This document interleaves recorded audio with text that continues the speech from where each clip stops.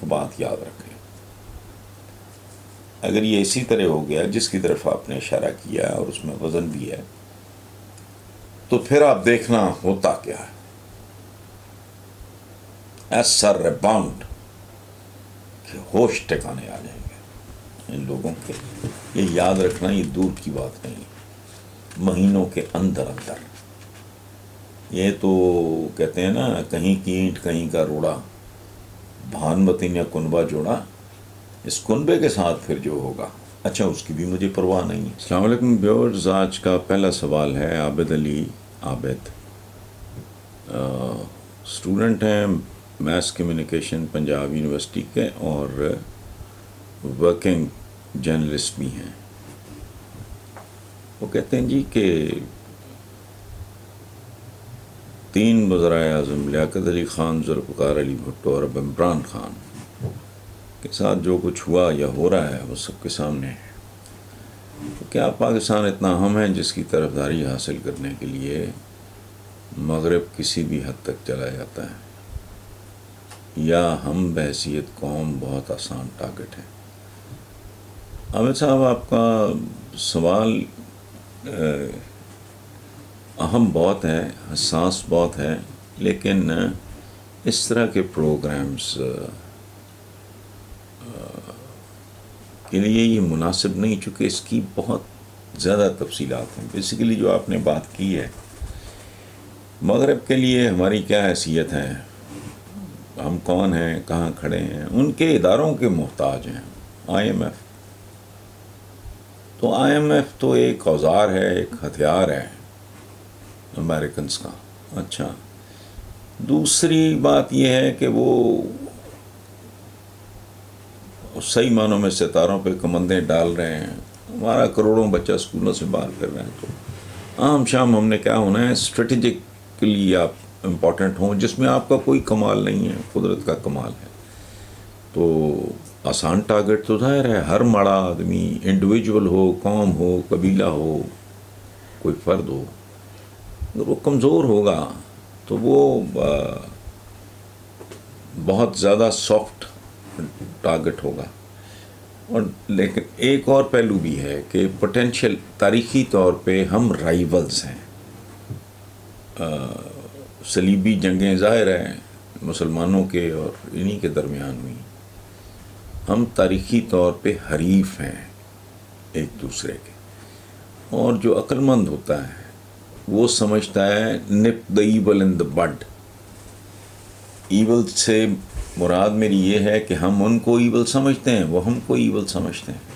تو چونکہ ہم دونوں حلیف نہیں ہیں، حریف ہیں اور تاریخی طور پہ ہیں.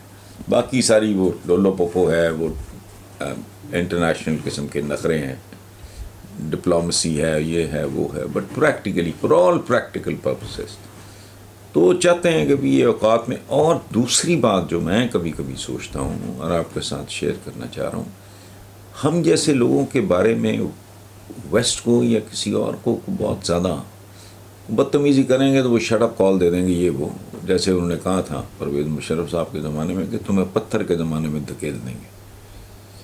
ادروائز اچھا، ہمیں اعتراض کرنا چاہیے. بھٹو نے بھی قیمت چکائی. یہ زبان جو ہے، میں نے کل بھی یا پرسوں شاید کسی سوال کے جواب میں کہا ہے کہ اقبال نے کہا تھا پہلے اپنے پے کرے خاکی میں جاں پیدا کرو.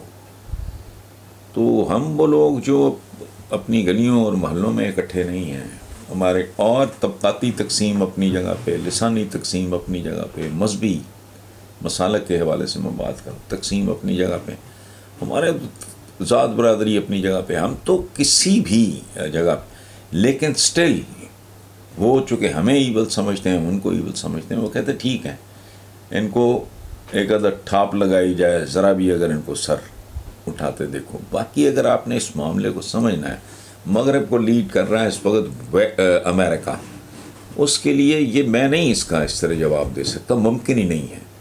تو عالی شان وہم ہے.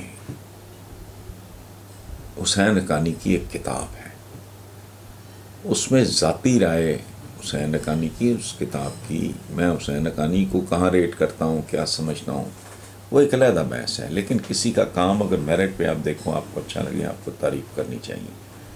اپنی رائے نہ ہونے کے برابر ہے حسین حقانی صاحب کی، لیکن جو انہوں نے شواہد، دستاویزی حوالے پیش کیے ہیں، وہ آپ پڑھ کے دیکھ لیں، آپ کو سب کچھ سمجھ آ جائے گا. اگر سب کچھ نہیں تو کم از کم 70-75% کہانی آپ کو سمجھ آ جائے گی. آخری بات میں عرض کر دوں آپ کو کہ ملک نام میدانوں، پہاڑوں، دریاؤں، سمندروں، صحراؤں کا نہیں ہوتا، جنگلوں کا نام نہیں ہوتا، کھیتوں کا نام نہیں ہوتا، مکانوں کا نام نہیں ہوتا. ملک ہوتا ہے عوام سے. عوام کے آگے پھر دو، ایک ہوتی ہے اشرافیہ، اجلاف، اور ایک ہوتے ہیں اشراف. اشرافیہ، عوام، اجلاف، یہ دو. میرا ذاتی اوپینین یہ ہے کہ ہمارے ملک میں آج کی تاریخ تک تو مقابلہ ہے اشراف اور اجلاف دونوں میں، کہ کون زیادہ کرپٹ ہے. اب اس میں فرق آ جاتا ہے صرف جبڑے کے سائز کا. جس کا جبڑا ہے، یعنی جو اختیار میں ہے، جس کے پاس اقتدار میں ہے، وہ جبڑے کے مطابق پرچھے اتار رہا ہے. باقی جو کم تول رہا ہے، جھوٹ بول رہا ہے، اوپر اس نے اچھا پھل یا سبزی سجائی ہوئی ہے، نیچے گند ہے، اور وہ تول بھی نہیں ٹھیک رہا، اس کے اوزان بھی ٹھیک نہیں ہے، اس کی چونچ ہے. وہ پاکستان کی اتنی سی بوٹی اتار رہا ہے. جس کے پاس چونچ کی بجائے جبڑا ہے، وہ پرچھے اتار رہا ہے. بیرون ملک جائیدادیں، بینکس، یہ وہ سارے ان کے بھرے ہوئے، ان کے اکاؤنٹس وہاں ہیں. تو اتنی سی کہانی ہے، اس پہ کچھ اور ایڈ کرنے کی ضرورت نہیں. ہم اگر اپنے اپنے گریبانوں میں جھانک لیں، اندر ہر جواب موجود ہے. Thank you. فیصل حسین ہے جی، لاڑکانہ سندھ سے. وہ کہتے ہیں کہ جی کرسی تو عمران خان کے ہاتھ سے نکل گئی. اب اس صورتحال میں سیاسی اختلاف اپنی جگہ، لیکن اس ملک کا مستقبل یہ وہ وغیرہ وغیرہ. بھائی میرے کرسی ہاتھ سے نکل گئی، وہ نواز شریف کے ہاتھ سے 3 بار نکل چکی، وہ پھر پر تول رہا ہے آنے کے لیے. سو کرسی آتی جاتی رہتی ہے. اصل پرابلم، اصل بات وہ ہے کہ اس رسہ کشی میں، اس کھینچا تانی میں کھدتی پھر بورڈ کے نیچے چلی گئی. ملک کا، عوام کا کیا بنے گا؟ ایک بات اور آپ یاد رکھ لیں، میں آج پریڈکٹ کر رہا ہوں، ابھی تک تو خیر فیصلہ نہیں ہوا، زیادہ امکانات یہی ہیں جس کی طرف آپ نے اشارہ کیا ہے. لیکن ایک بات یاد رکھیں، اگر یہ اسی طرح ہو گیا جس کی طرف آپ نے اشارہ کیا اور اس میں وزن بھی ہے، تو پھر آپ دیکھنا ہوتا کیا ہے. ایسا ریباؤنڈ کہ ہوش ٹھکانے آ جائیں گے ان لوگوں کے. یہ یاد رکھنا، یہ دور کی بات نہیں، مہینوں کے اندر. یہ تو کہتے ہیں نا، کہیں کی اینٹ کہیں کا روڑا، بھانمتی نے کنبہ جوڑا.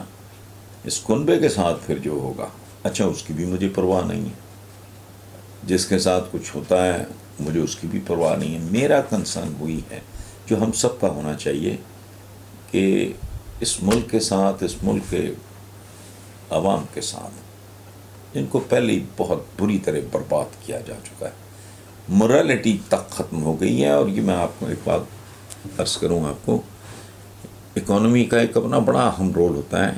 ساحر لدھیانوی کا ایک شعر میں آپ کو سناتا ہوں: مفلسی حصے لطافت کو مٹا دیتی ہے. مفلسی حصے لطافت کو مٹا دیتی ہے، بھوک آداب کے سانچوں میں نہیں ڈھل سکتی. یہ جو آپ کو جو کچھ نظر آ رہا ہے، یہ اکنامک کرنچ ہے جس نے لوگوں کو برباد کر کے رکھ دیا. ان سے ان کی اقدار اگر کو ماڑی موٹی تھی وہ بھی چھن گئی. تو آداب کے سانچے یہاں ٹوٹ پھوٹ گئے. تو اگر اسی ڈگر پہ ملک چلتا ہے تو پھر دیکھتے ہیں.